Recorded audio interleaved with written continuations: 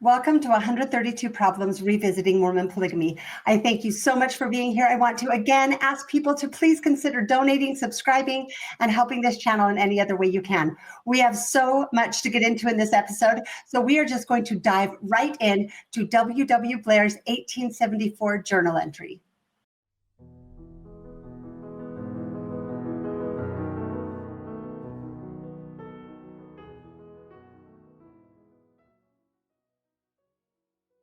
This is another episode dedicated to responding to one piece of evidence that polygamy affirmers recently have been using to claim that we do have plenty of evidence of Joseph Smith's Nauvoo polygamy.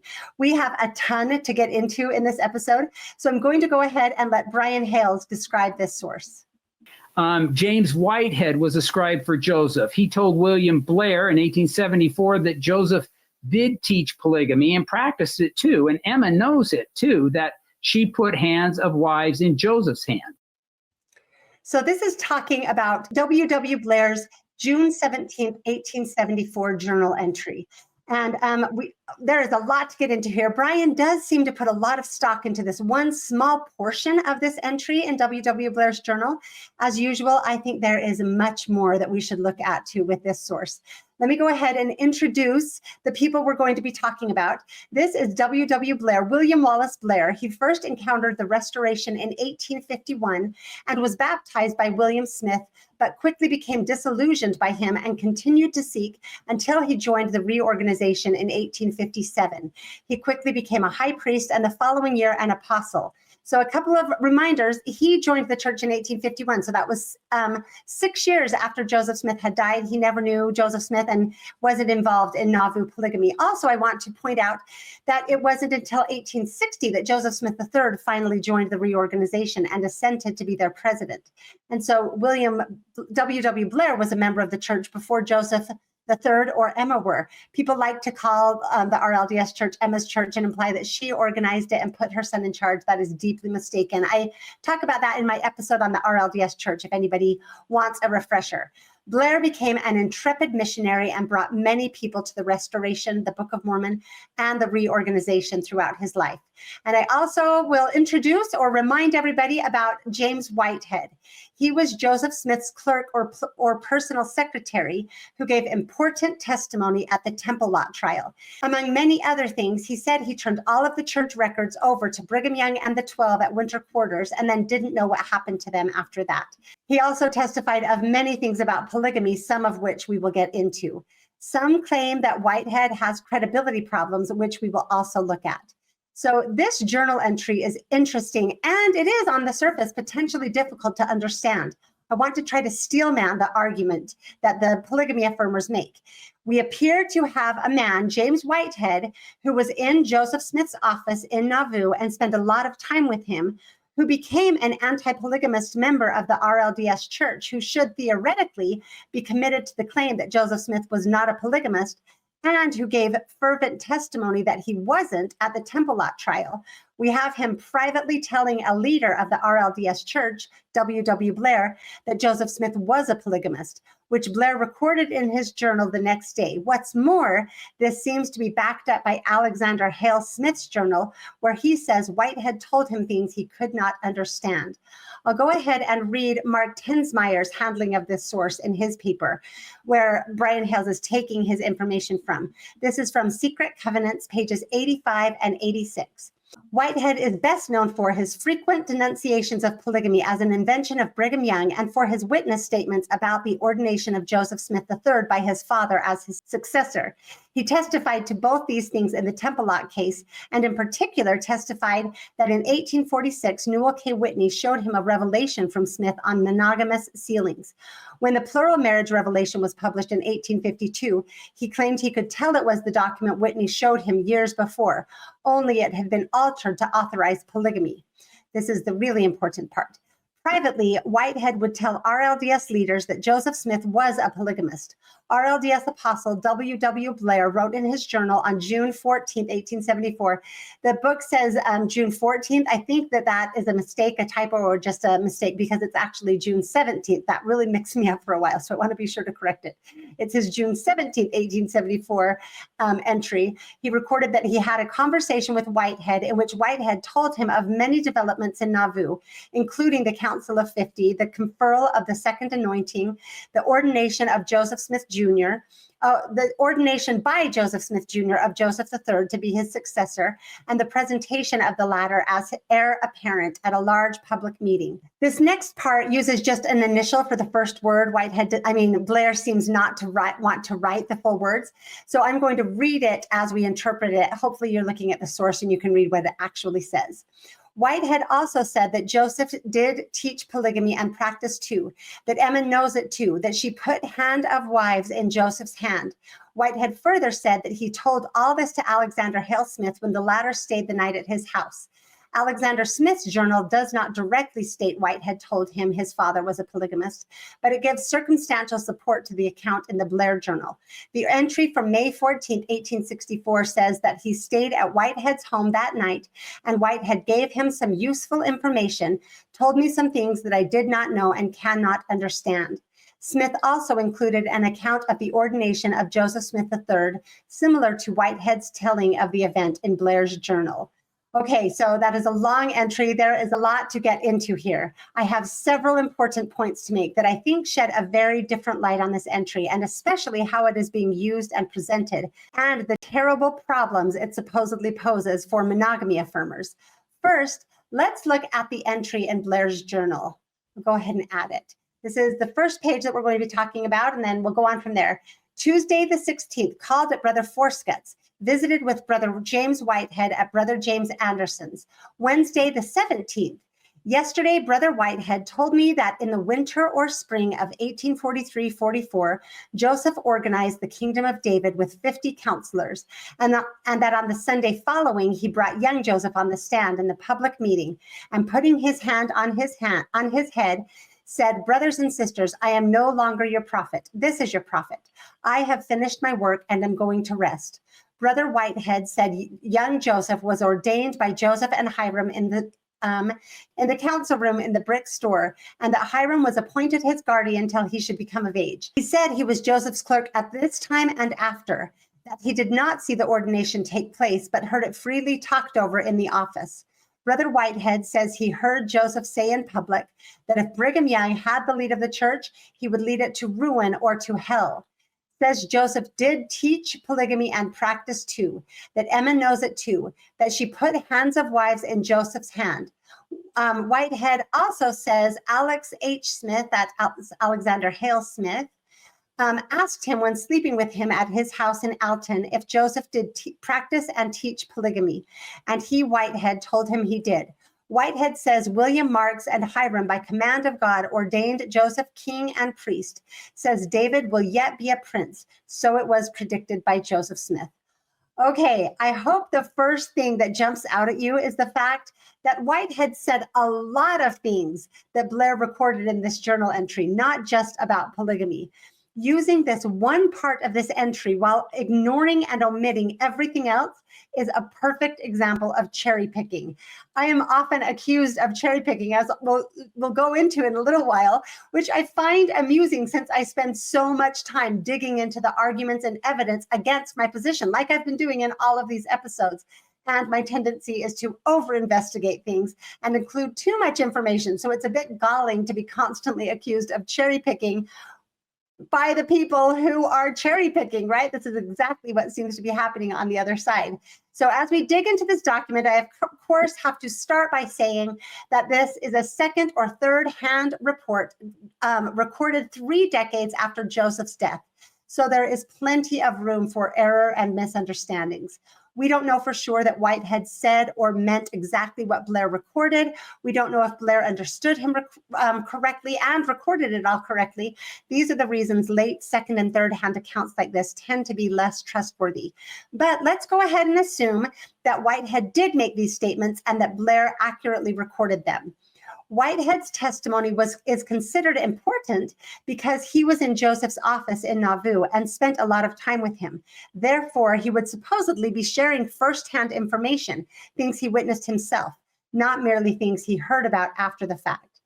The first thing we need to do is go through each part of this entry and investigate all of Whitehead's claims to see if they stand up to scrutiny.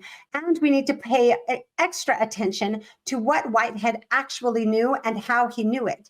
That will be an extremely important part of our investigation.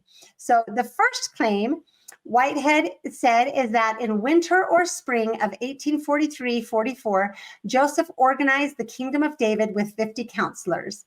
This is obviously referring to the Council of 50. I haven't yet read through the entire Council of 50 Minutes, and I have a lot of questions about them. That will be a very interesting topic to dig into at some point.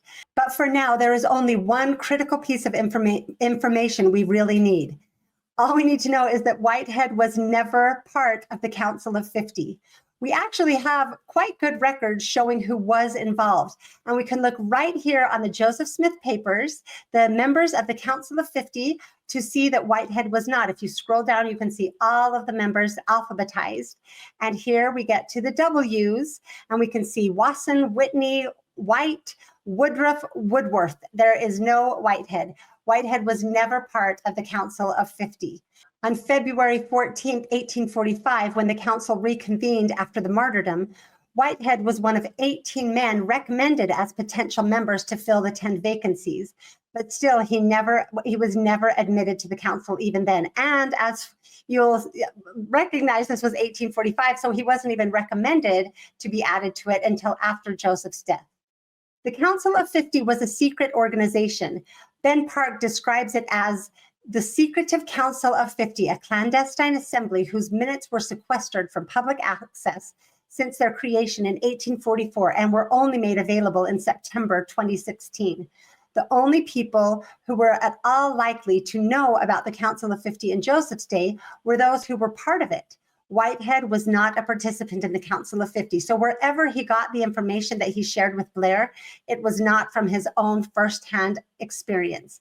It was likely based on things he heard from other sources and came to believe. So Whitehead's first claim goes in the category of things he heard about, but did not witness himself, which lessens the weight of his statement since he was really only sharing rumors he had heard.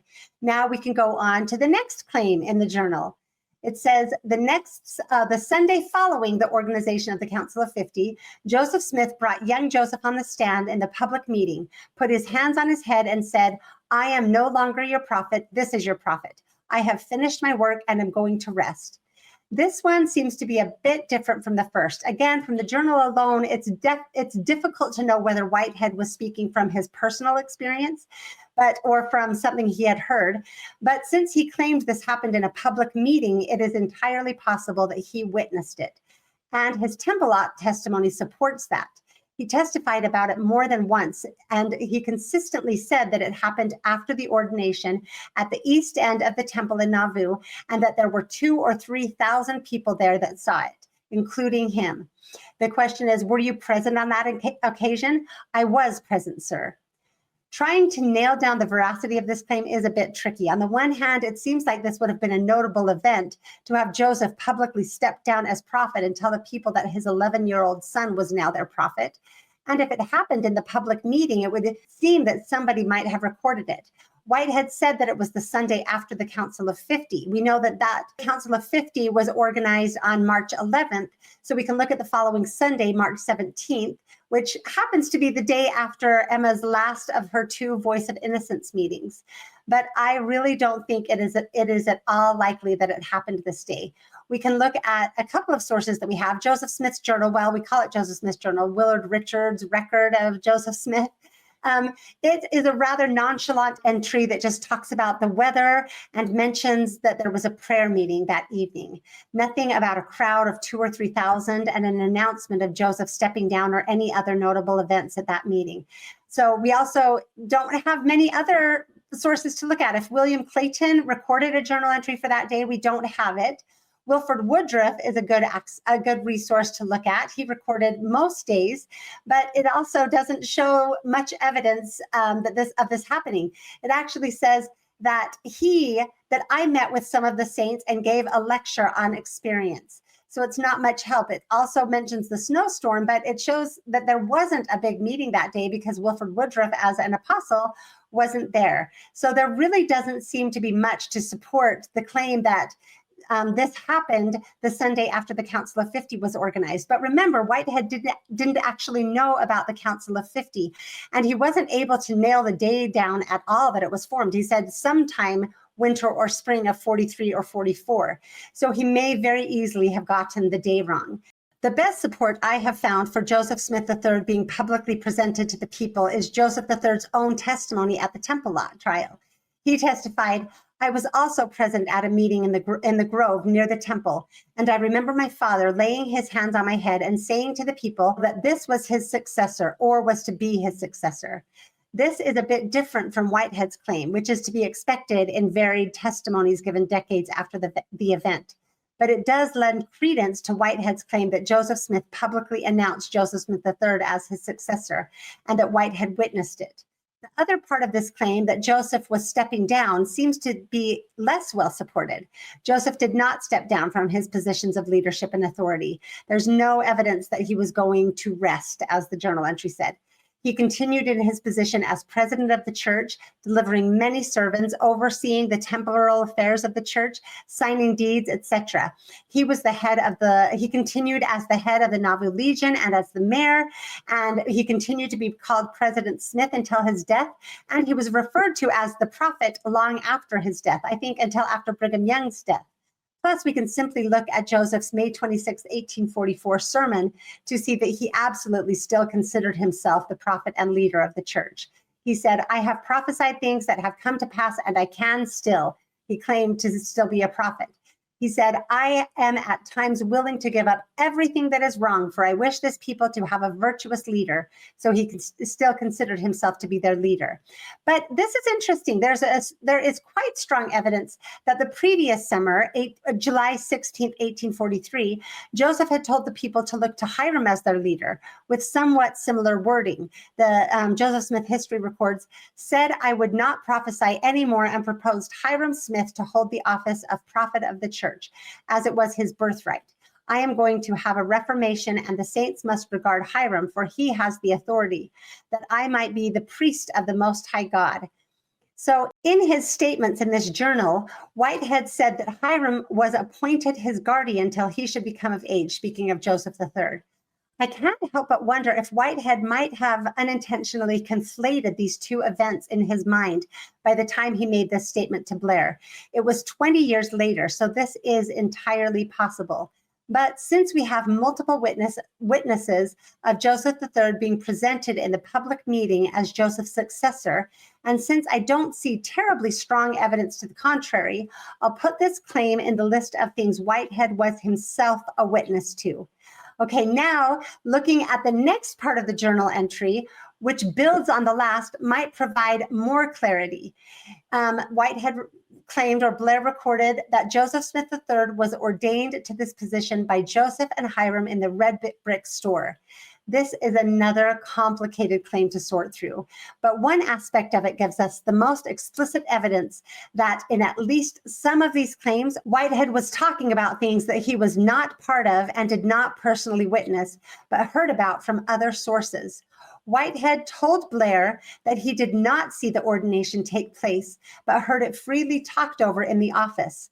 This makes it completely clear that in his statements to Blair, Whitehead included things that he did not witness, so did not have firsthand knowledge of. It sounds to me like his admission that he didn't witness the ordination himself was likely in response to Blair explicitly asking him. Otherwise, he may not have added that clarification, just as he did not add it to any of his other claims. but clearly we can go ahead and add this to our list of secondhand information right now, and then look into whether he was accurate in his claim.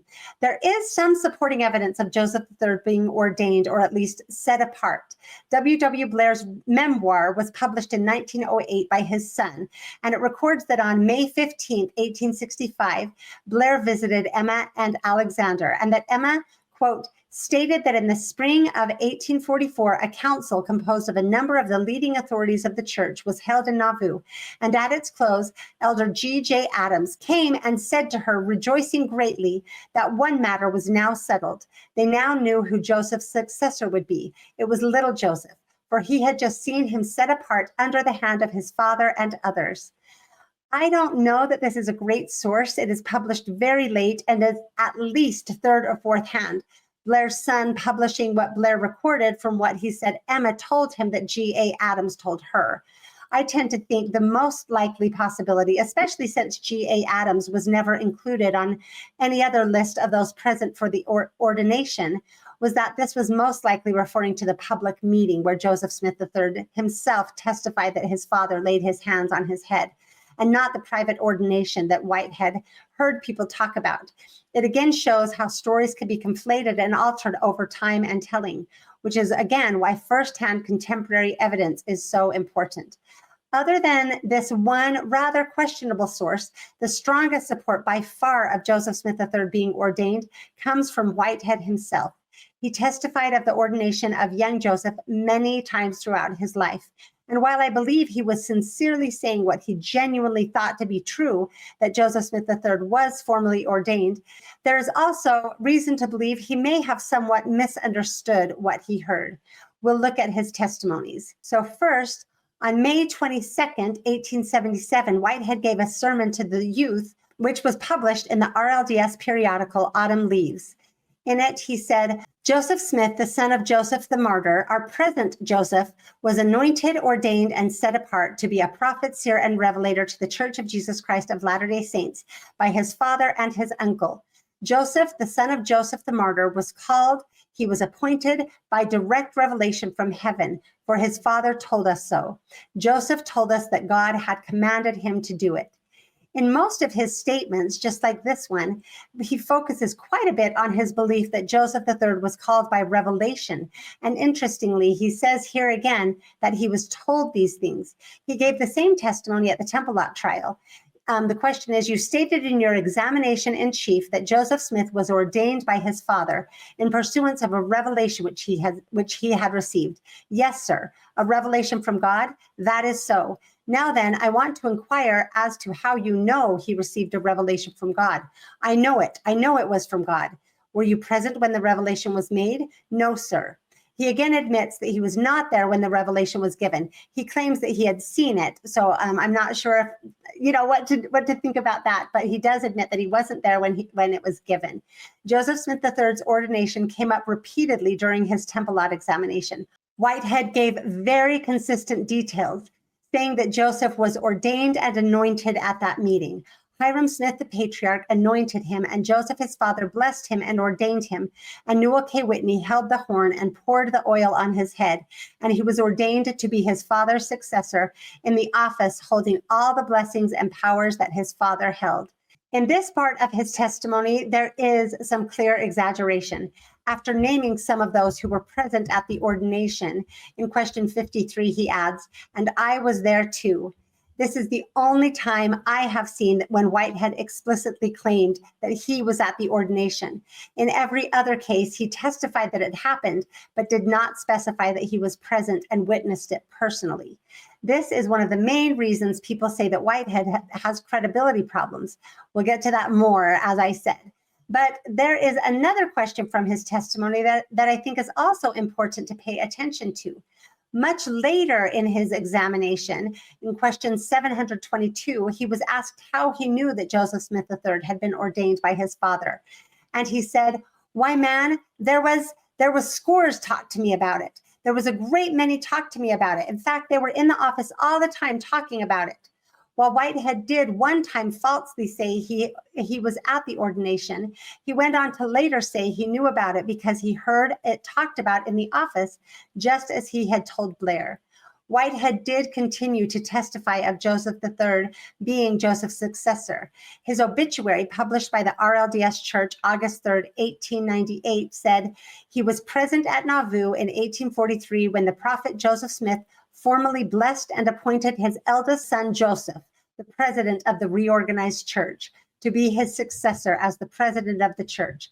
Of that important event, he ever bore a clear and faithful testimony, regarding himself as under special obligation to recount and bear witness to the incidents connected with that historic transaction.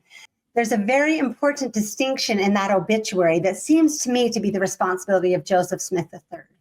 But while Whitehead did give consistent testimony about the ordination of Joseph III based on what he has heard, there is also some pretty important evidence that seems to refute what he said. Just as was the case about the public presentation of Joseph III as Joseph's successor, there are also no journal entries I have seen to support the ordination. Joseph Smith or Willard Richards' journal, William Clayton, Wilford Woodruff, Brigham Young, anyone else that I have seen. Maybe we wouldn't expect any of them to record it, but there are some other sources that we should look at. First, this amazing proclamation, let me get it, this amazing proclamation from William Smith that covered the entire front page, plus a column and a half on the last page of the October 29th, 1845 Warsaw Signal. This is a very early source in these conversations, 1845, and this is an important article for many reasons that will come up other times as we are doing these episodes. The reading it makes it very clear that William believed Joseph III should be Joseph Smith's successor, but it also implies that William did not seem to know about the ordination of Joseph Smith III. After making his case that the 12 were not appointed as presidents of the church, and that Brigham Young as president of the 12 only by virtue of age was not Joseph's successor, William went on to say, quote, "The church is hereby warned against any such pretensions, as little Joseph, the son of Joseph Smith, is the lawful heir to the officer, being the oldest son of the deceased prophet." William didn't say he was the lawful heir because he had been ordained, but by virtue of lineage, which point he made several times. He went on to write, "According to our Book of Covenants, the priesthood must be handed down from father to son," plus other statements, including, "So long as the sun, moon, and stars perform their successive revolutions, shall I have faith in the doctrine of legal descent, lineage, and blood." I will point out that William was a bit of a wild card, and as a member of the Smith family, seemed to be highly motivated to claim his own position by lineage. So I generally take him with a grain of salt. But it is interesting that in making his case for Joseph III being the rightful successor, he didn't say anything about Joseph ordaining him, which would have strengthened his case, right? It would have been stronger evidence than he provided. So if William's article is trustworthy, it does reveal that Brigham Young did not take the threat of Joseph Smith III's place in the succession lightly. William says Brigham, quote, stated that Joseph Smith had revealed to him a mystery concerning the royal blood that none of the rest of the brethren knew anything about, that little Joseph, his eldest son, was not the prophet of the church, nor ever would be. And if he were to say so, it would be aiming a dagger at his life's blood.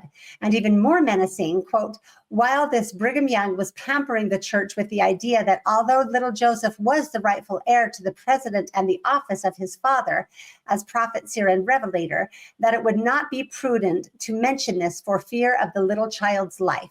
According to William Smith, Brigham Young made threats to keep Joseph Smith III or anyone else on his behalf from making this claim, but it still sounds like both Brigham Young and William Smith recognized that any claim Joseph Smith III had to be his father's successor was based on lineage, not necessarily that he had been ordained. At least William doesn't say anything about Brigham Young saying anything about that, right?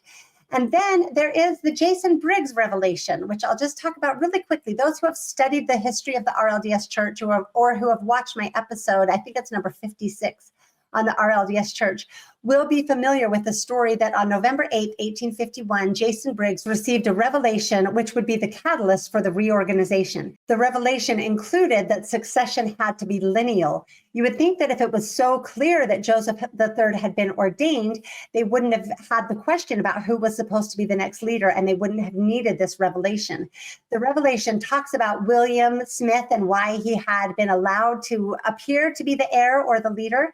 And it said that it was, quote, to respect the law of lineage by which the holy priesthood is transmitted in all generations when organized into quorums. And then it goes on to say, quote, and in mine own due time, I will call upon the seed of Joseph Smith and will bring one forth to be the leader. So like William Smith, Briggs' understanding that Joseph III should be the leader was based on the idea of lineage, and it made no mention of him being ordained. And then we have the testimony of Joseph Smith III himself, which provides additional insight and clarification into both Whitehead's claim that he was ordained and that he was publicly announced as Joseph's successor. And I just have to say quickly, the more I have read of Joseph III, the more I like him and respect him. He does come across to me as a deeply thoughtful and incredibly honest person, even when people might have wanted him to say something other than what he said. Reading his letters to Joseph F. Smith and now reading through his Temple Lot testimony make me think that he really was an exceptional man. I want to learn more about him. But first, I want to read a small part of his extensive testimony in the Temple Lot case to show how careful he was and the important distinctions he made based on his firsthand witness of these events that differed in some important ways from the secondhand testimony that Whitehead gave. I'll read just a little bit of the testimony. The question is, I will ask you now if you remember having been selected and classed by your father as his successor prior to his death. I remember of having been called into the office or into a room adjoining his office and receiving the laying on of hands and a prophetic blessing or setting apart, whatever it may be called. For I don't know the terms that were used. I remember that, and I also remember that just before the departure for Carthage, with a number of others, I was called into a room in the mansion house, and there again received the laying on of hands and the blessing.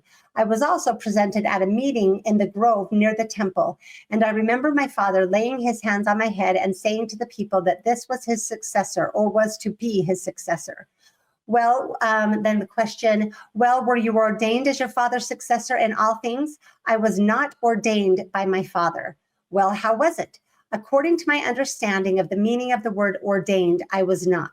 You were not ordained by your father? No, sir. I was blessed by him and designated. Well, in a sense, chosen. And the word ordained could not be applied in any other sense than by the act of pointing out or indicating only. And he indicated and designated me as his successor. Isn't it interesting how careful and specific he is being in these claims? Then the question, well, are you your father's successor in this office? Yes, sir. You are your father's successor? Yes, sir. I understand I am. It is so understood by the church to which I belong that I am by his choice. Have you not claimed the office to which you now hold as from, or rather as succession from your father, and that you have a right to it by lineal descent? I claim to be his successor by lineal descent and by his blessing, and lastly, by the right of selection and appointment. This testimony in the Temple Lot and this careful phrasing of Whitehead's claim in his obituary, saying that Joseph Smith formally blessed and appointed him, not saying, as Whitehead had said, that Joseph anointed and ordained him, demonstrates why firsthand accounts are so important. Joseph Smith III, as a personal witness to these events, despite only being 11 or 12, made critical distinctions that Whitehead's secondhand testimony missed. He said he was blessed and chosen to be his father's successor if it became necessary, but he was not anointed and ordained as Whitehead had understood from the people he had heard talking about it. The next part of the entry is that Whitehead was Joseph's clerk. I don't know that this was really a claim so much as an explanation of why he had the information he had, but I think it is worth looking into. In later years, Whitehead claimed that he had been Joseph's secretary, so this entry made me wonder if this was another area where Whitehead may have exaggerated and may be lacking credibility. I wondered if being a clerk was like somehow lower status than being a secretary. It might have meant that he had lower access to Joseph Smith and less familiarity with him than maybe William Clayton. Mark Tensmeyer seems to point to this in his paper. In explaining why Whitehead is considered as lacking credibility, Mark writes, Whitehead claimed to have been Joseph Smith's private secretary and that William Clayton had been dismissed, but there is no documentation that this was the case. I have started digging into the question of Whitehead and Clayton, and I'm really excited to investigate it much more deeply, and especially to share what I have found.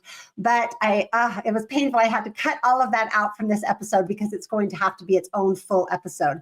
For now, I will just point out that my concern about Whitehead telling Blair he had been Joseph's clerk and then later saying he had been Joseph's secretary was completely unfounded. The words clerk and secretary were not clearly defined in this context and were somewhat interchangeable. A clerk could be used to refer to a secretary. William Clayton was hired as a clerk and was often described that way as well. And I've never seen any case in the Joseph Smith papers where William Clayton is referred to as a secretary. And Joseph described all of his scribes, secretaries, and historians as clerks. In Joseph's May 26, 1844 speech, he said, quote, I have kept several good, faithful, and efficient clerks in my constant employ. They have accompanied me everywhere and carefully kept my history, and they have written down what I have done, where I have been, and what I have said. So Whitehead does not lose credibility for describing himself as both a clerk and a secretary. And again, okay, I have a lot of information that I will present when I do the episode on Whitehead and Clayton, so we can look forward to that. For now, we can just go ahead and add that Whitehead's claim that he was Joseph Smith's clerk to his firsthand information, obviously. So now for the next part of the journal entry. This is a fascinating one and is the only one that Whitehead explicitly states in this entry that he had witnessed. Whitehead said that, quote, he heard Joseph say in public that if Brigham Young had the lead of the church, he would lead it to ruin or to hell. This one is a very big deal when it comes to cherry picking. Most polygamy apologists like Brian Hales would tend to find this part of Blair's journal entry to be extremely inconvenient.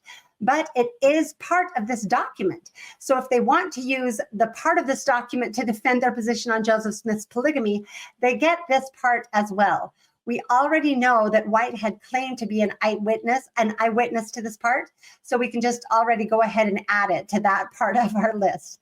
And now we'll go ahead and investigate whether there is any additional support for this claim that Joseph said if Brigham led the church, he would lead it to hell. And it turns out there is additional support, a lot. I think it is worth taking the time to quickly go into it. The first source for this that I have seen was in this same proclamation that William Smith published in the October 29, 1845 Warsaw Signal. William wrote, quote, in noticing the claims of Brigham Young to superior power and authority, I would here observe that I heard my brother Joseph declare before his death that Brigham Young was a man whose passions, if unrestrained, were calculated to make him the most licentious man in the world. And should the time ever come, said he, that this man should lead the church, he would certainly lead it to destruction. William Smith repeated this claim in a March 25, 1879 letter he wrote to Joseph Smith III. He told him about a breakfast he had been at with Joseph and Emma after the April 1844 conference. This is what he wrote. One other point I wish to notice in the conversation that took place while I was eating at your father's table, and that was, as the conversation turned upon Brigham Young, your father remarked that with regard to the charge brought against those brethren that they were involved in polygamy, that he expected that he would have trouble with Brigham Young, especially, and added, quote, that should the time ever come that this man, B. Young, should lead the church, that he would lead it to hell. And these words I remember as plainly as though they were spoken but yesterday, as at this time I had not known that there could have been a charge of fault brought against the man. My association with this man, Brigham Young, for nearly 3 years previous had been limited in consequence of our different localities and fields of labor. Then we get the mother lode of these claims in a series of affidavits published in the Saints Advocate, January 1885. Okay, there are quite a few here. I'm just going to go over them quickly. We have Joseph Thorne, who said, Joseph reproved Brigham Young for taking church money, then said, quote, if Brigham Young ever leads this church, he will lead it to hell. We have David Dixon, who said that he saw and heard the prophet Joseph Smith say, here is Brigham Young. If he ever leads this church, he will lead it to hell. Catherine Huntington said that she several times heard the prophet Joseph Smith say, if ever Brigham Young leads the church, he will lead it to hell. Hannah Little remembered Joseph's prophecy, quote, if ever Brigham Young leads the church, he will lead it to hell. Plus, we have several others, one from James Whitehead, from Priscilla and John Conyers, from Mary Ralph. I think the next one is S.L. Crane, who said he heard him say to and of Brigham Young that if he was left to lead the church, the pride of his heart would lead them to hell. I think it is also worthwhile to read the short article preceding all of these affidavits in this newspaper. This is what it says.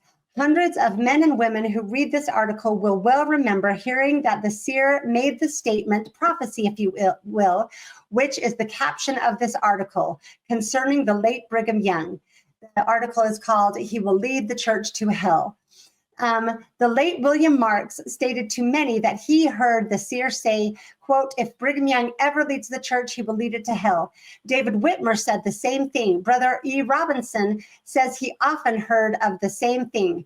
The article goes on to give several reports of other times that Joseph said of Brigham, if that man ever leads the church, he will lead it to hell. The writer since 1860 at different times and places heard many different ones who lived at and near Nauvoo relate that they well remembered hearing the seer say the same things. That statement, which was followed by the affidavits I just summarized, was written by none other than W.W. Blair, the very same Blair whose journal entry these polygamy affirmers are cherry picking. Now, as many of you should know, I am not one to claim that we have to automatically believe decades late motivated affidavits telling of decades earlier events. Although I will point out that unlike most of the Utah affidavits, it is clear that these were not boilerplate pre-written affidavits, all with the same wording. These were gathered from a variety of sources in a variety of states, speaking in their own words. Still, I can definitely see a possibility that the idea that Joseph said this could have arisen from something like William Clayton's 1845 newspaper article and grown into a sort of collective memory, where it was repeated and repeated by everyone until everyone had heard it so many times they came to believe it as if they had actually heard Joseph say it. So I don't necessarily see this as a lockdown case just because we have so many affidavits attesting to it. However, whether people want to believe this happened or not, they cannot on the one hand say we need to believe late affidavits and then on the other hand say just not these late affidavits. They need to honestly and fairly deal with all affidavits. And those who want to claim Blair's journal entry as a valid source of Joseph Smith's polygamy need to include all of it and also recognize the full collection of records and sources he left. Those who want his testimony of what Whitehead said about polygamy also get his testimony of what Whitehead and so many others claimed to hear Joseph Smith say about Brigham Young. Okay, now the next part of the journal is about polygamy, but I want to save that and skip over to the last two claims that we can handle quite quickly. The first is that Whitehead said William Marks and Hiram by command of God ordained Joseph king and priest. This one is very easy. The evidence for it is recorded on April 11th, 1844 in the Council of 50 records.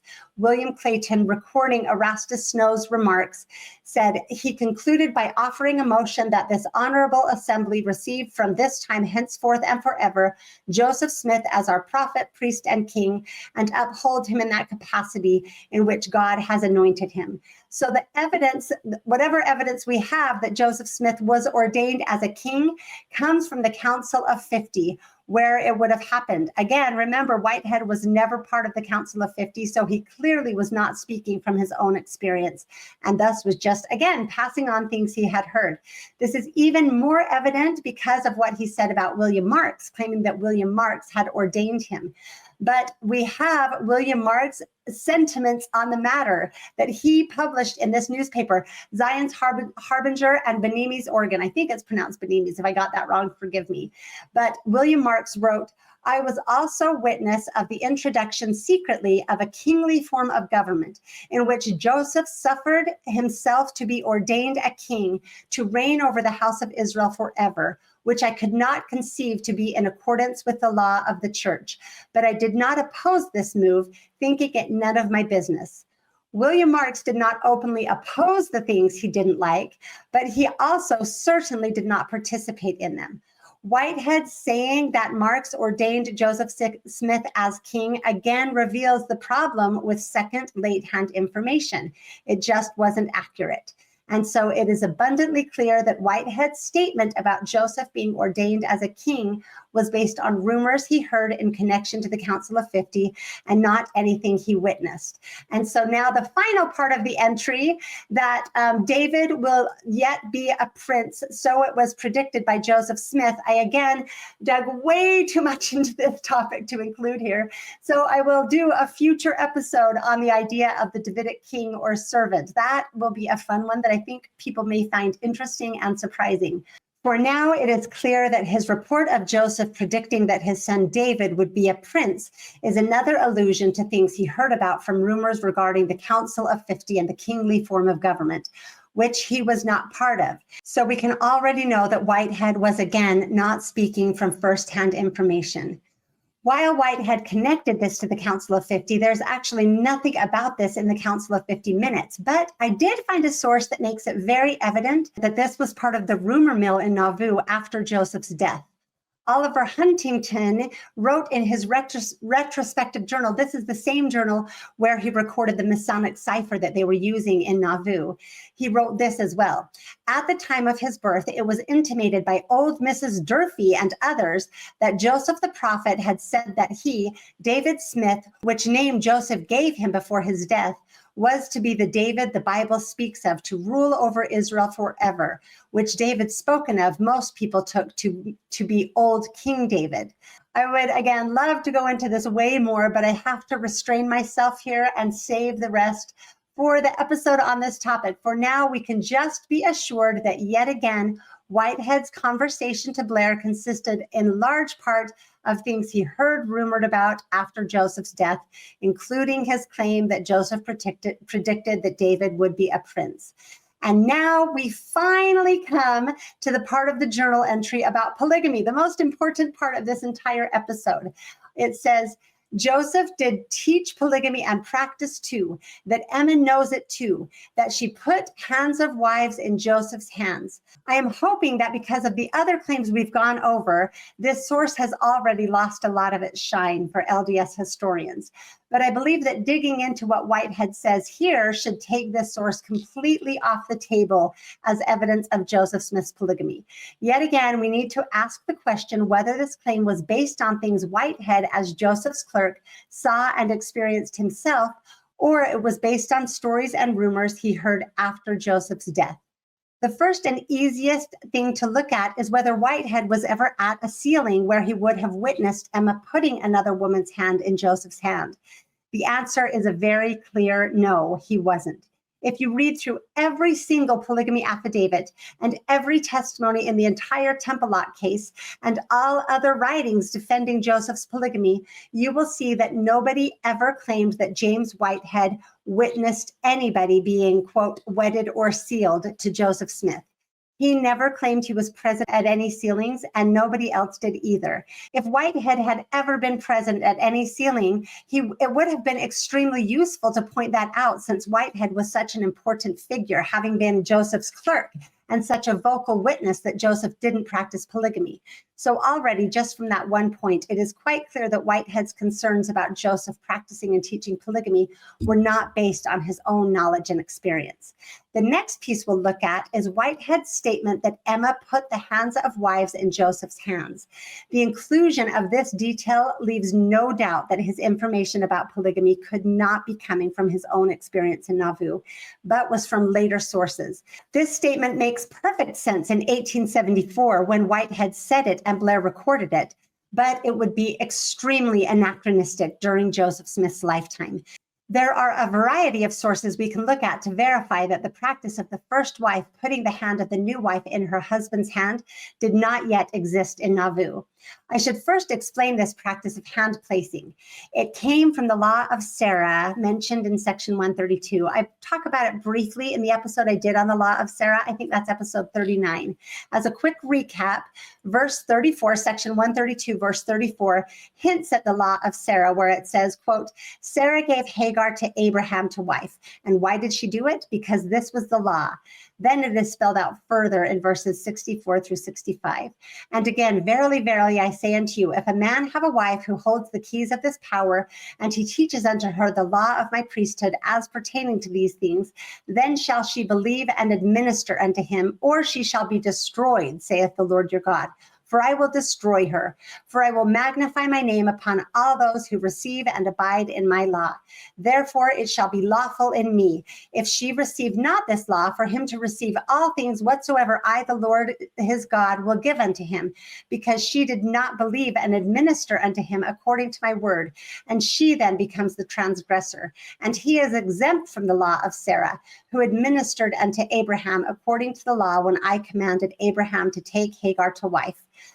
The law of Sarah is the truly awful teaching that a woman must give the next wife to her husband, as Sarah gave Hagar to Abraham, or she will be destroyed. There really are so many problems with this. It's way too much to explain here. So I hope that anyone who hasn't yet watched my episode on the law of Sarah will do that, because it's killing me to have to skip over all of that. But the practice of the first wife placing the new wife's hand into her husband's hand grew out of these verses. It came about after the polygamy revelation was made public, and Brigham Young assigned Orson Pratt to come up with the scriptural and doctrinal defense for it. So the first time we see anything about the practice of hand placing comes from Orson Pratt in the Seer that he wrote and published in 1853 and 1854. This was the periodical or pamphlet that Pratt wrote when Brigham Young sent him to Washington, D.C. immediately after publishing the revelation to start making the case to the government about about Mormons having their religious freedoms. So the Seer is where people throughout the country, including the RLDS church, gained most of their earliest information about polygamy. Emma said the first time she ever saw the supposed revelation on polygamy was in the Seer. I'll read from page 31. When the day set apart for the solemnization of the marriage ceremony has arrived, the bridegroom and his wife, and also the bride, together with their relatives and such other guests as may be invited, assemble at the place which they have appointed. This was several decades before any temple was completed, and even before they had built the endowment house. So they would just have to choose or appoint a place for these marriages. The president, who is the prophet, seer, and revelator over the whole church throughout the world, and who alone holds the keys of authority in this solemn ordinance, as recorded in the 2nd and 5th paragraphs of the Revelation on Marriage, calls upon the bridegroom and his wife and the bride to arise, which they do, fronting the president. The wife stands on the left hand of her husband, while the bride stands on her left. The president then puts this question to the wife: are you willing to give this woman to your husband to be his lawful and wedded wife for time and all eternity? If you are, you will manifest it by placing her right hand within the right hand of your husband. This is hard to read. The right hands of the bridegroom and the bride being thus joined, the wife takes her husband by the left arm as if in the attitude of walking. I'm sorry, it's getting to me because I've heard cases of women talking about how horrible it was to have to go through this ceremony or face destruction. The president then proceeds to ask the following question of the man: do you, brother, calling him by name, take sister, calling the bride by her name, by the right hand, to receive her unto yourself to be your lawful and wedded wife? It is so interesting that Orson Pratt wrote up this completely novel marriage ceremony when they already had a marriage ceremony canonized in their scriptures. which conflicts with Pratt's ceremony in important ways. I won't do the full analysis here, but I do recommend reading through both sources side by side and comparing and contrasting them. They're very different in, as I said, very important ways. The statement on marriage said, "We believe that all marriages in this Church of Jesus Christ of Latter-day Saints should be solemnized in a public meeting or feast prepared for that purpose, and that the solemnization should be performed by a presiding high priest, bishop, elder, or priest, not even prohibiting those persons who are desirous to get married of being married by other authority.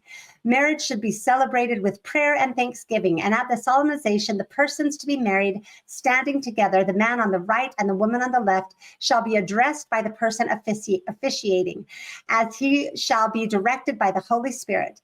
And if there be no legal objections, he shall say, calling each of them by their name, you both mutually agree to be each other's companion, husband and wife, observing the legal rights belonging to this condition, that is, keeping yourselves holy for each other and from all others during your lives. And when they have answered yes, he shall pronounce them husband and wife in the name of the Lord Jesus Christ, and by virtue of the laws of the country and authority vested in him. May God add his blessings and keep you to fulfill your covenants from henceforth and forever. Amen." The seer, which was based on the Revelation, now section 132, does seem to be where this new marriage ceremony, including hand placing, first originated. I have not found any earlier account or source, and certainly nothing from Nauvoo. But it did become the accepted practice for a few decades in Salt Lake.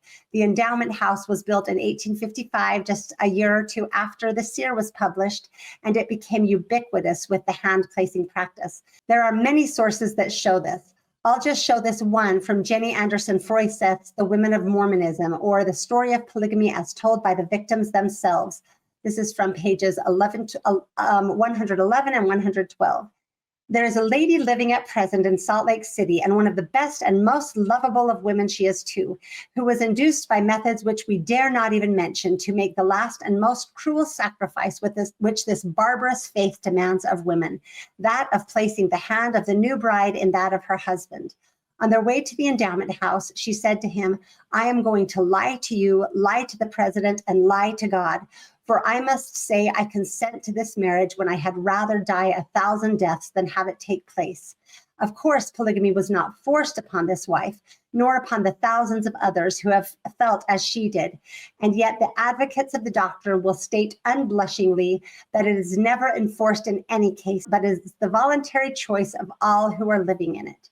So we can show the origination and development of this practice, starting with the idea that it was based on the Law of Sarah, first published in 1852, then the practice itself being described in the Seer in 1853 and 1854, then the full embodiment of this practice in the Endowment House starting in 1855.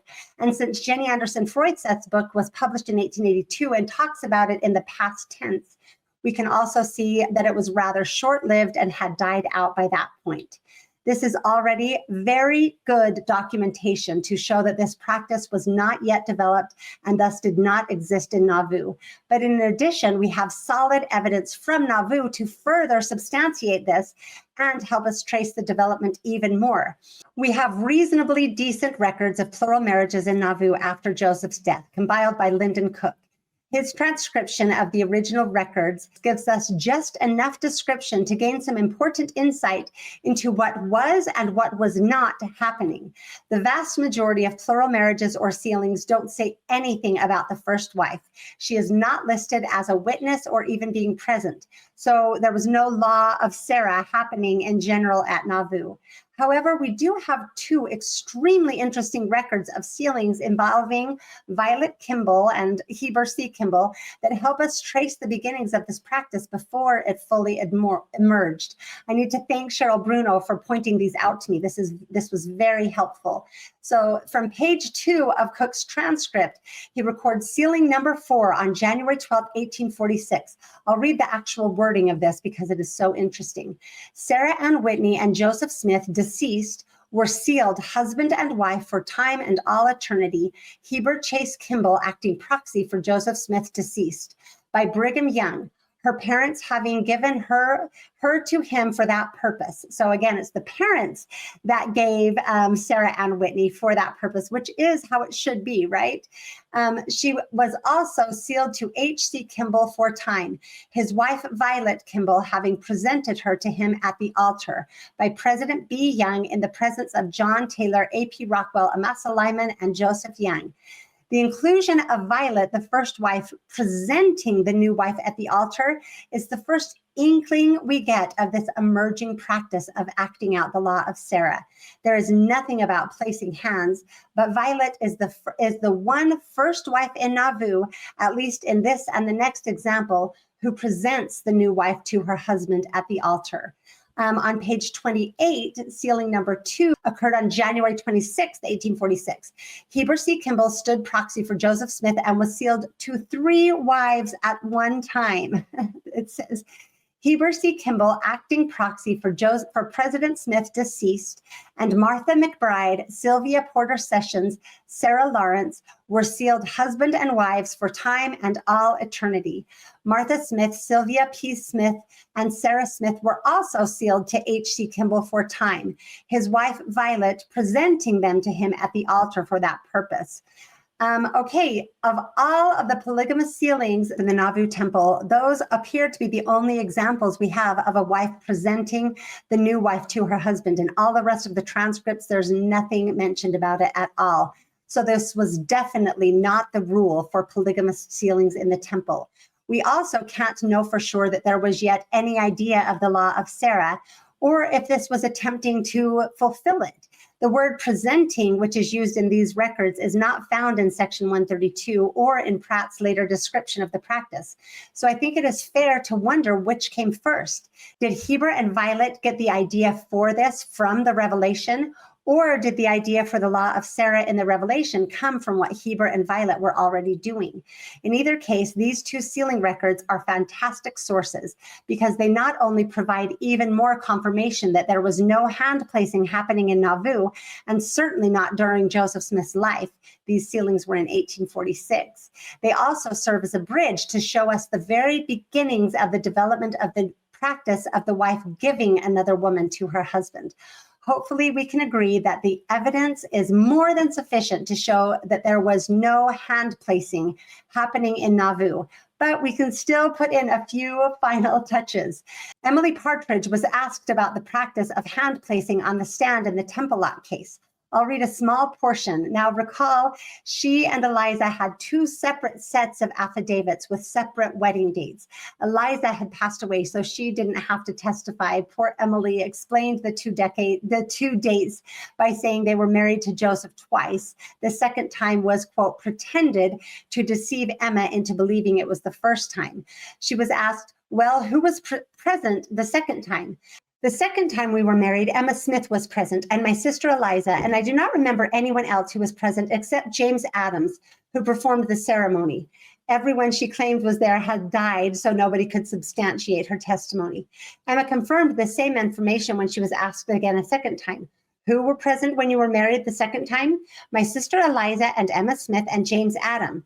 Additional reminder, Emily's affidavit says this second marriage was on May 11, 1843. On that day, Emma was out of town, Judge Adams was not yet in town, and Joseph Smith's journal records a very full day which would not allow time for a group marriage. Emily claimed to remember the dates of both marriages to Joseph Smith until she was proven wrong, but could not say the day she married Brigham Young, although, as the lawyer pointed out, she actually had children with him. She also could not remember what time of day she was married to Joseph, or the day of the week, or any other memorable details. When Emily was questioned about a claim in her autobiography, she admitted that she had written it, but said, "I did not make any affidavit that it was true, though." In general, her testimony tends to leave much to be desired in terms of credibility. But we do get this about hand placing. Did Emma take your hand and place it in Joseph Smith's hand? I think she did. Well, are you willing to swear on your oath that she did? Well, no, it seems to me that way, but then I think she did, but I could not swear to it at all. You cannot swear that she did? No, sir. This is the strongest confirmation we have from anyone about Emma participating in plural marriage, and certainly about placing wives' hands in Joseph's hand. It goes on. Did not Brigham Young's wife do that with you when you married Brigham Young? No, sir. Why did she not do it? She was not present. Well, did she give her consent to you marrying Brigham Young? No, sir, not to my knowledge, for she was not there. This part of the testimony was the one time in all of the affidavits and all of the temple lot that this practice came up at all. Emily's acknowledgement that not only did Brigham Young's wife not put her hand in his hand, but that she was not even there and did not give her consent provides further evidence that this law of Sarah practice was not happening in Nauvoo, where Emily and Brigham were married, but began later in Utah. I don't think there should be any doubt that the practice of hand placement did not begin until well after Joseph's death. So Whitehead, including it in his statement, proves that he was not speaking from his own knowledge. In his paper, Mark Tensmeyer mistakenly assumes that Whitehead's mention of this practice strengthens the veracity of this source, but that is based on multiple errors. He writes, Whitehead's account of Emma's being present at some sealings and taking the hands of plural wives and placing them into Smith's hands occurred before he could have known about the 1869 affidavits, none of which had been published before 1879. A few of the affidavits discuss for the first time in writing Emma putting the hand of plural wives in Smith's. Now that we've gone over it, you are probably catching the multiple mistakes here. First, the assertion that some of the 1869 affidavits contain claims about Emma placing hands is not true. The closest we could possibly get would be Emily and Eliza Partridge's second set of affidavits, where they say Emma was present. Mark may have been mistaking the portion of Emily's temple lot testimony that we read, where she says that she can't say that Emma put her hand in Joseph's and that Brigham's wife did not put her hand in Brigham's. He may have been conflating that with the affidavits, mistaking one for the other. Mark says since none of the affidavits were published until 1879, the idea was not public.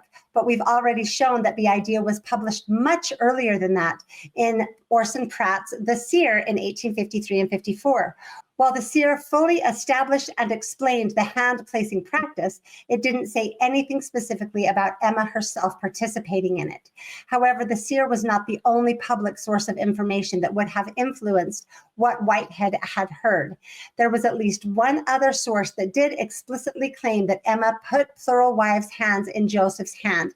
That was published and available well before 1874, when Whitehead made the reported statement. There are very possibly others, but this is the one I have found so far. Over 15 years after writing and publishing The Seer, Orson Pratt gave a general conference talk on October 7th, 1869, which was immediately published in the conference report in the Deseret News and included in volume 13 of the Journal of Discourses, which was published the next year, years before Whitehead's statement to Blair. Among many other things, Pratt said, in regard to the revelation on plurality, it was only a short time after Joseph's death that we published it, having a copy thereof. But what became of the original? An apostate destroyed it. You have heard her name. The same woman, in destroying the original, thought she had destroyed the revelation from the face of the earth. She was embittered against Joseph, her husband, and at times fought against him with all her heart. And then again, she would break down in her feelings and humble herself before God and call upon his holy name, and would then lead forth ladies and place their hands in the hands of Joseph, and they were married to him according to the law. That's Journal of Discourses, volume 13, page 194, anyone who wants to look it up. Both Whitehead's and Orson Pratt's claims that Emma participated in placing hands would be completely anachronistic to 1840s Nauvoo. But Pratt's claim fits perfectly in 1869 Utah, where both the hand-placing practice and the claims against Emma were in full swing. As a reminder, Emma's and Joseph's sons had recently come to Utah on missions, so more emphasis had been placed on both defaming Emma and doubling and tripling down on their claims about polygamy. That was the purpose of this entire section of Orson Pratt's talk. His next sentence was, that same woman has brought up her children to believe that no such thing as plurality of wives existed in the days of Joseph. and has instilled the bitterest principles of apostasy into their minds to fight against the church that has come to these mountains according to the predictions of Joseph. This talk, which again was published and available several years before Whitehead's statements to Blair, provides a very clear source for where Whitehead's idea that Emma placed hands in Joseph's hand likely came from. So at this point, we can very confidently add Whitehead's claims about Joseph's polygamy to the second-hand rumors camp. There is simply no way Whitehead was speaking from his own experience in Nauvoo, but we can easily see where this information for every part of his statement came from. As I said, those who have used this source as evidence of Joseph's polygamy have made several critical errors. They have either not been aware of or have misremembered or have not considered the implications of other extremely important sources: the seer, the contents of the affidavits and temple lot case, Orson Pratt's talk, Nauvoo temple records, and on, everything we've presented here. These errors are understandable, but they do call into serious question several of the conclusions that have been made about this document. The most obvious one is the assumption that this journal entry is evidence of Nauvoo polygamy. It clearly is not. It is only evidence that Whitehead, like so many others, had heard and apparently come to believe many of the rumors and claims that had been spread about Joseph Smith. This shows how compelling these rumors could be, that people who had known Joseph Smith well in Nauvoo and knew nothing about these things then could be so completely convinced that they were true. Another equally important conclusion that needs to be reevaluated is the claim that Whitehead had credibility issues and told one story in public and another story in private, which is often used to impugn his reliability and discount his temple lot testimony. To again quote from Mark Tensmeyer's paper, it should be noted that James Whitehead had a number of credibility issues that call into question any of his claims. I actually strongly agree with Mark on one point, that Whitehead said some things to Blair that he simply did not see, and we should view those portions of his testimony with skepticism. I hope it is now clear that this includes his statements on Joseph's polygamy.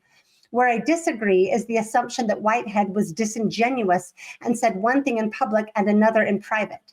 And I also don't agree that we should throw Whitehead out as a witness and disbelieve his statements on things that he did have firsthand knowledge of.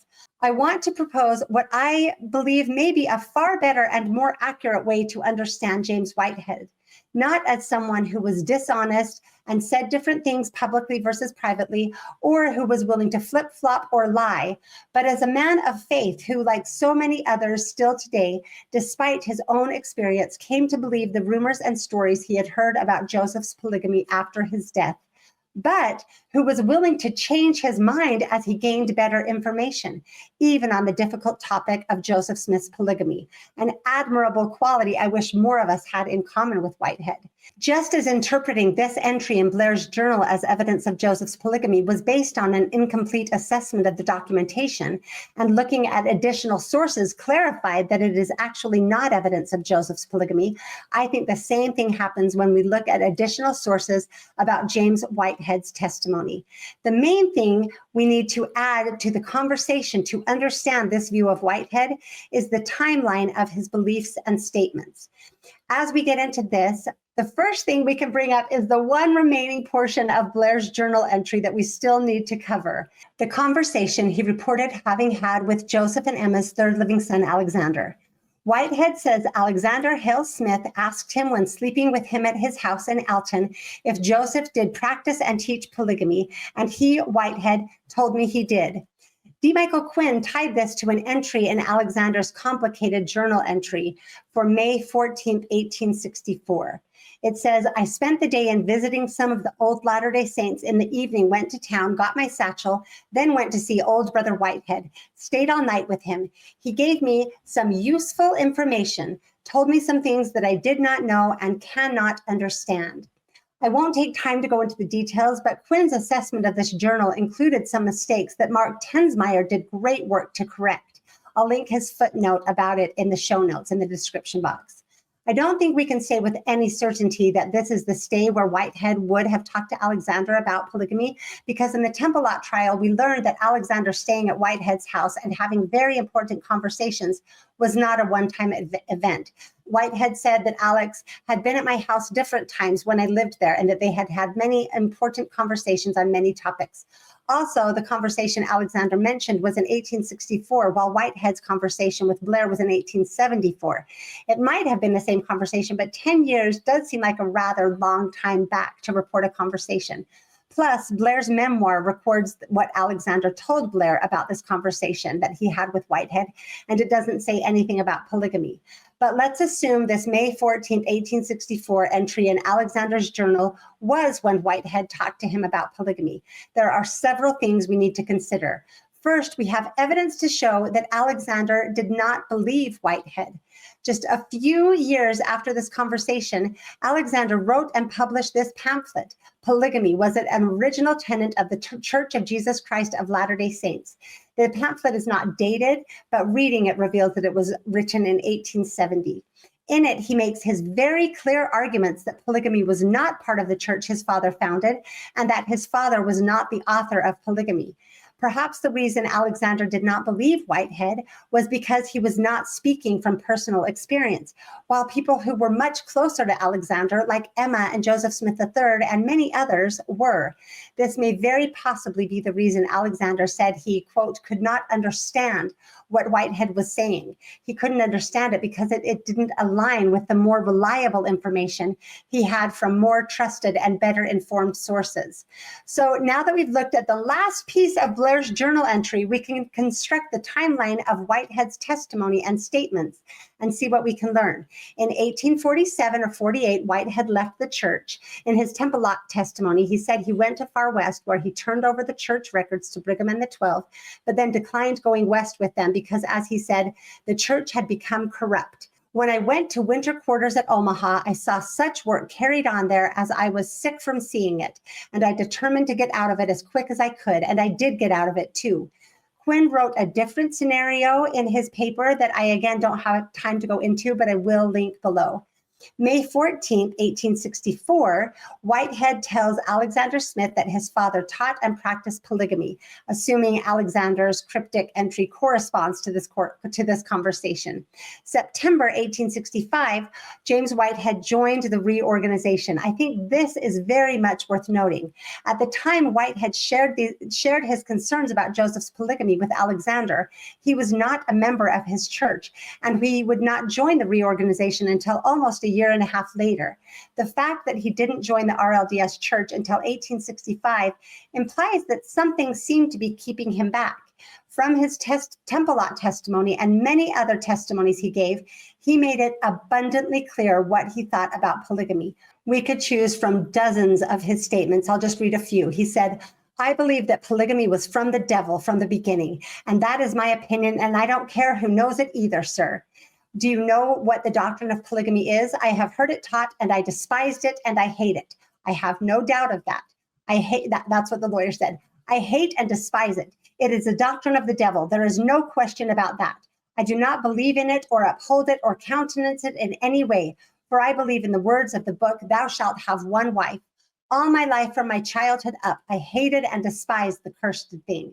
Many people opposed polygamy, but Whitehead seems to have had an exceptionally strong aversion to it. It almost makes me wonder if perhaps his father was not a faithful monogamous husband to his mother, and he saw the fallout of that for his family, or maybe somebody else close to him. Just something I've wondered about with how strongly he felt about it.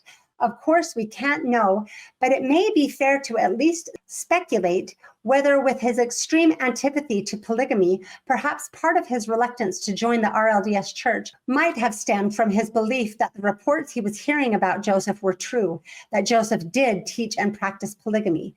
But despite his concerns about Joseph not yet being resolved, maybe in part because of his conversations with Alexander Smith and possibly other events, he finally decided to join the RLDS church after all. Then in June 1874, we have Blair's journal, which provides evidence that 9 years later, he still believed the stories about Joseph were true and that he was involved in polygamy, or perhaps he came to believe them again after seeing more things published from Salt Lake. In 1881, so 1874 is the last time we have him making a statement about Joseph Smith's polygamy. Then in 1881, we have the first record of Whitehead making a public statement about Joseph Smith, at least the first one I have been able to find. It was an interview he gave with an RLDS elder. I haven't been able to track down the text, just the mention of the interview. Then on March 6, 1884, Whitehead swore out his affidavit about Brigham Young. April 20th, 1885, Whitehead gave another interview with Joseph Smith III that I also haven't yet been able to see, but that Joseph Smith III recorded in his journal. John Hayacek has the record of that interview, but I'm hoping that at some point he'll let us all see it. I think that would be amazing. Then in 1887, Whitehead gave his sermon to the youth, published in Autumn Leaves, and in 1892, Whitehead gave his powerful testimony at the Temple Lot trial. There may also be other sources of Whitehead's sermons, testimonies, and affidavits after 1881, but this is the important point. I have looked extensively and asked several very knowledgeable people, but I have found no testimony from Whitehead claiming Joseph was not a polygamist or publicly testifying of him in any way until years after his last private statement, when he believed Joseph was a polygamist. His private statements do not at all overlap his public testimonies. This shows that Whitehead did not testify that Joseph was a polygamist during the same time period that he held and privately shared his concerns to the contrary. In addition, there is no indication that Whitehead continued to believe Joseph had been a polygamist during the time period that he did begin testifying publicly about him and saying otherwise. Therefore, it is not fair or accurate to say he said one thing privately and another thing publicly, because he made no public statements when he shared these private concerns. I also want to point out that the fact that Whitehead told Alexander and Blair that he thought Joseph had been a polygamist shows that he was a man of integrity who was extremely honest and forthright and not afraid to say what he believed despite what might be in his best interest or what others might want to hear. This is a big point in favor of his credibility and should not be overlooked. Based on the timeline, which seems to have been neglected in the work that has been done so far about Whitehead, I do not believe there is sufficient evidence to show that his public statements were in conflict with his private statements and beliefs. Instead, I believe the evidence is better interpreted to show a man who genuinely changed his mind, who, when presented with better evidence, as I said, was willing to recognize and acknowledge that he had believed things about Joseph Smith that simply were not true. This could have happened in many ways. Hearing from others who had known and been close to Joseph, very possibly including Emma and Joseph Smith III, testify of Joseph's innocence, and realizing that his own experience with Joseph and Emma in Nauvoo did not align with the stories he had heard, and that meant maybe he should trust his own experience over the rumors that had been spread. I believe we can find insight about this from the line of questioning for the council for the RLDS Church that they chose to take on Whitehead's direct examination. They focused heavily on asking him about his own personal experience as a clerk and secretary for Joseph Smith in the office every day. These questions the lawyer chose to ask could have been the very thing that helped convince Whitehead that his concerns about Joseph had been wrong. Question: what do you know about the doctrine of polygamy ever having been taught in the church by Joseph Smith at any time prior to his death? I never heard him teach it at all, sir, neither privately nor publicly. He never said a word to me about it, and I never heard it taught either privately or publicly before his death. Did you have an opportunity of knowing if it had existed? Yes, sir. I was there in his office, and I was there with him continually, and I was well acquainted with his family and was well acquainted with Sister Emma, and I never heard of any such thing being taught there in Nauvoo prior to the time of the death of the prophet. I never even heard of it one way or the other. Did you ever hear him say anything about plurality of wives? No, sir. Well, how many wives did the prophet have? He had one. What was her name? Emma. Do you know of any other woman who claimed to be the wife of the prophet? No, sir, I don't know of any other. Do you know of any other woman who claimed to be the wife of Joseph Smith there at Nauvoo? No, sir, I don't know them. Or anywhere else other than Nauvoo? No, sir. You don't know of any wives he had other than Emma at any time or a place? No, sir, I never heard of such a thing. Did any woman ever come to you or to Joseph in your presence during this time of your employment for money, claiming that she was the wife of Joseph Smith? Never. They never did? Never. Was any entry of that kind ever entered on the books by you? Was any claim or any money paid out by you or by him? And any entry made of it having been paid to any woman claiming to be the wife of Joseph Smith? No, sir. You mean no woman other than Emma Smith? Yes, sir. Of course, excepting his wife, Emma. Of course, that is another thing. There was no other woman? No, sir. That is all. I think it is a mistake to ignore the passage of time between Whitehead's two earlier private statements to Alexander Smith and W. Blair and his later fervent and consistently shared testimony that Joseph never had anything to do with polygamy. In his later years, he seemed to eagerly testify of Joseph Smith at any given opportunity. Here's what a friendly non-Mormon reporter wrote about him in the newspaper called the Kansas City Daily Journal in 1895, a few years after the Temple Lot trial. Elder Joseph, he got his name wrong, it's not Joseph, but he writes, Whitehead is another inspiring figure in the church. Aged and infirm, he is still as enthusiastic in his love for the church as ever, and is invariably found at conferences. Probably no one in the church knows personally so much of the church work and history of the organization as he, especially in the earlier and stormy days of the faith. He possesses a wonderful memory of names, incidents, and events, and loves to point out to others the strong points of the seer of the church as he saw them under distressing circumstances and in the saddest hours of his life. He clings with unswerving faith to the teachings as he received them pure from the first seer of the church. I hope that going forward, nobody will try to disregard Whitehead by pointing to the contradiction between his private versus public statements, without taking into account the timing and progression of his statements. I believe that is an essential part of the analysis, and the consistency and integrity that emerge from Whitehead's statements on Joseph's polygamy, when viewed in that light, give us a much clearer picture of both him and the veracity of his many testimonies about Joseph Smith and polygamy. And the final thing I will say on the credibility issue is that it really does seem illogical and hard to explain why there is such bias against Whitehead and such a strong perception that he has credibility problems, when he did actually give so much remarkably consistent and sound testimony, while at the same time, people appear to completely ignore the far more glaring credibility problems of many of the LDS witnesses. Whitehead is presented as somebody who said one thing in private and something very different in public. I believe I've shown that not to be the case for Whitehead, but it absolutely is the case for many of the Utah polygamist wives in particular. We have examples from women like Emily Lott and Emmeline B. Wells, who wrote much and publicly testified of the truthfulness of polygamy while privately recording the agonizing heartache, loneliness, lack, and sorrow they struggled through as a result of polygamy. Unlike Whitehead, these women's public testimonies of polygamy do overlap their private sentiments. If people thought it was reasonable to disregard Whitehead because of the supposed incongruence between his public and private statements, shouldn't they apply the same standard to the testimonies of Utah polygamists, where this incongruence actually does exist? Also, we should compare the consistency and clarity of their testimonies. Before anyone wants to claim Whitehead has credibility problems, they should read first through his entire Temple Lot testimony, and then read through the testimonies of people like Joseph Bates Noble, Emily Partridge, Mercy Thompson, Melissa Lott, and so many others. I would be curious to know if anybody could do this and then honestly say with a straight face that James Whitehead is the one whose testimony should be rejected because of credibility problems. To wrap this all up, I wondered if I should only focus on the polygamy portion of Whitehead's statement to Blair, because honestly, that was enough to show that this source is not good evidence of Joseph's polygamy. But despite it being such a long episode, I decided to cover all of it because there is another essential point that must be made about how polygamy affirmers are using this source.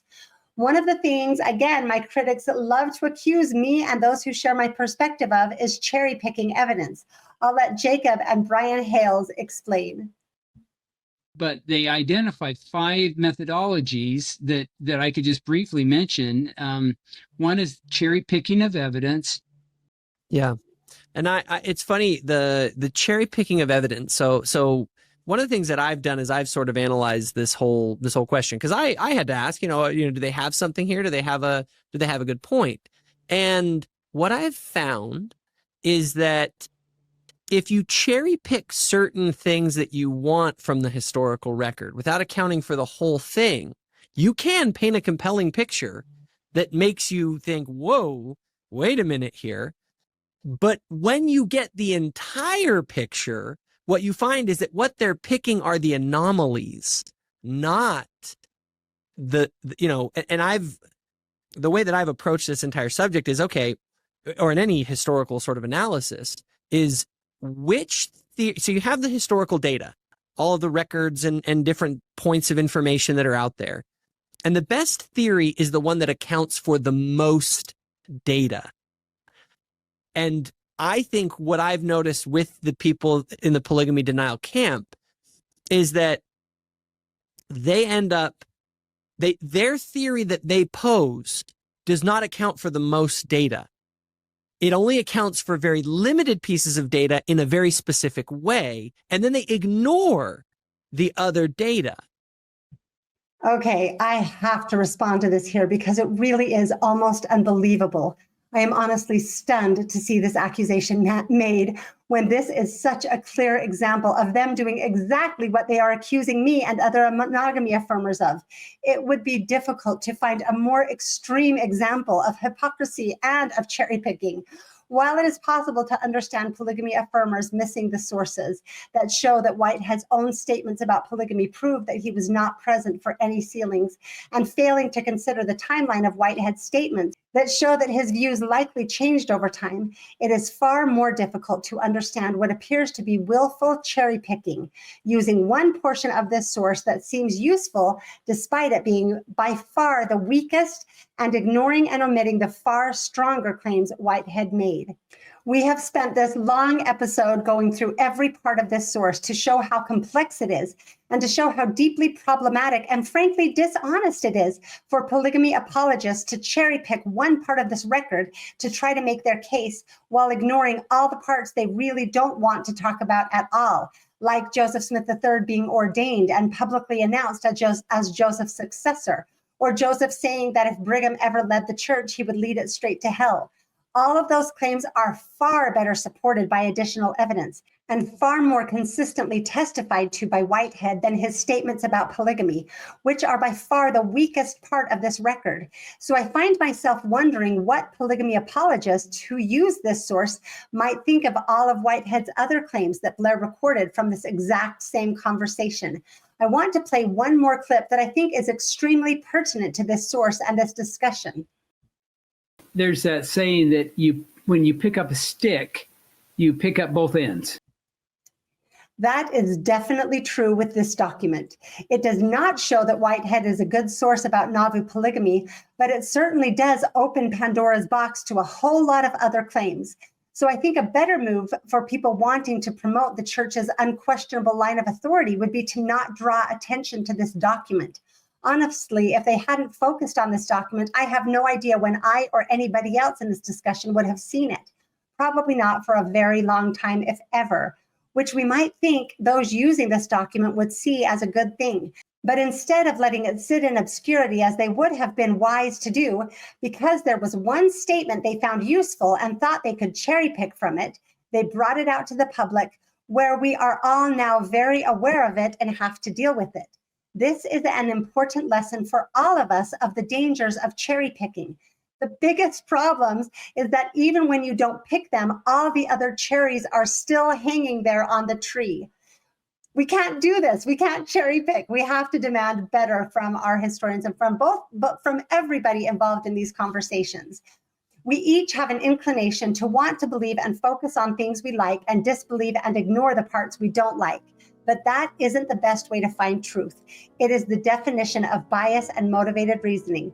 If we want to come closer to finding actual truth, we need to deal with all of it without cherry picking. Thank you so much for sticking along for this episode. I hope it was worthwhile and useful to you, and I will see you next time.